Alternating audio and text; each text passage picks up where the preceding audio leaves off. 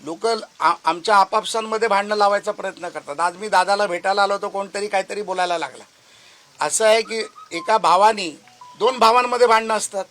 एका भावानी लहान भावाला बोलवल्यानंतर लहान भावानी येऊ नये, ही आपली मराठा समाजाची संस्कृती नाही, प्रथा नाही. आणि आज जे संस्कार या देशावरती आहे ते मराठा समाजाकडून आलेले संस्कार आहेत. छत्रपती शिवाजी महाराजांनी दिलेले संस्कार आहेत, माता जिजाऊंनी दिलेले संस्कार आहेत. आपण प्रत्येक संस्काराचं जेव्हा नाव घेतो तेव्हा छत्रपतींचं नाव घेतो. आणि हा छत्रपतींचा मराठा, ज्या मराठाच्या संघर्षामध्ये मला जर दादांमुळे खारीचा वाटा उचलायची संधी मिळत असेल, त्यांनी अनेक आंदोलनं केली, अनेक उपोषणं केली. मी आता दादांना विचारत होतो त्यांच्या तब्येतीबद्दल. त्यांनी मला सांगितलं उपोषणामुळे त्यांची तब्येतही बिघडली. मला वाईट वाटतंय बोलताना, माझ्या डोळ्यात अश्रू येत आहेत की एक कार्यकर्ता स्वतःचा जीव जाईपर्यंत जर एवढा मोठा संघर्ष करू शकतो तर आमच्यासारखा कार्यकर्ता त्याच्यामागे का उभा राहू शकत नाही. आणि मग हे करत असताना त्यांचे जे प्रश्न आहेत ते प्रश्न सरकार दरबारी नेऊन कुठे अडले आहेत, न्यायिक प्रक्रियेत कुठे अडले आहेत, कोणाच्या दरबारी अडकले आहेत, ह्या सगळा विषय मी सरकार दरबारी निश्चितपणे नेणार. आणि दादाबरोबर त्याचा भाऊ म्हणून याच्या पुढे त्याच्या संघर्षात, त्याच्या कामात, त्याच्या कार्यात मी सातत्याने राहणार.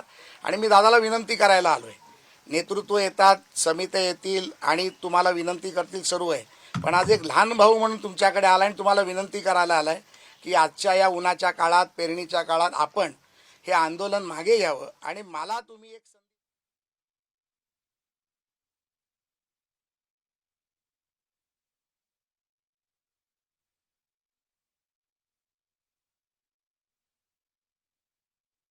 ड्रॅगन फ्रूट खायला मी येईन आणि आपण चर्चा करू. आणि मला वाटतं की आता हत्ती गेलाय शेपूट राहिले, हत्ती गेलाय शेपूट राहिले आणि दादाचं आंदोलन यशस्वीच झाले.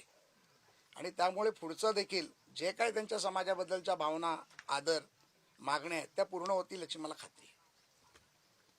सर, तुमच्या भेटीवरती लक्ष्मण हाके यांनी टीका केली की तुम्ही व्यावसायिक आहे, तुम्हाला समाजामधलं काय कळतंय म्हणून.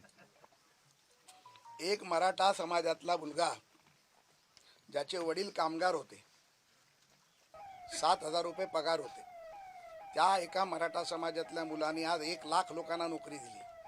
आणि 1 लाख लोकांना नोकरी देत असताना तो मराठा समाजाचा आहे का, ओबीसी समाजाचा आहे का, मुस्लिम समाजाचा आहे का, शीख समाजाचा आहे का, ईसाई समाजाचा, हे पाहिलं नाही. देशभरामध्ये 27 राज्यामध्ये काम माझी कंपनी करते. मी व्यावसायिक आहे ना, हा मला अभिमान आहे. मी राजकारण करून, राजकारणावरती मी धंदा करत नाही, तर मी धंदा करून राजकारण करतो. अनेक लोकांना नोकऱ्या देतो, अनेक लोकांचा रोजगार करतो. 1 लाख लोक म्हणजे 6 लाख लोक आज मी केलेल्या व्यवसायामुळे आज त्यांचं घर चालतं, त्यांच्या मुलांचं शिक्षण चालतं. हा मला अभिमान आहे.